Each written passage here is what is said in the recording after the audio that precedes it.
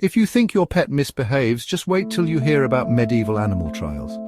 Let's dive into the wild world of 14th century justice. Back in the 14th century, animal trials were the talk of the town. Believe it or not, animals like pigs, rats, and even beetles were dragged to court for their crimes. And the most bizarre case? A rooster accused of laying an egg?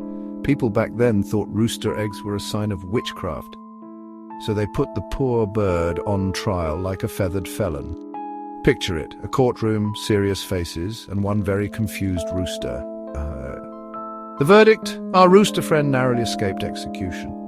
Talk about foul injustice. These trials were no joke. Animals could get the death sentence for stuff like stealing crops or destroying property. But hey, it makes for some hilarious history, right? So next time your pet misbehaves, just be glad you don't need a lawyer. Hit that like button for more weird history facts.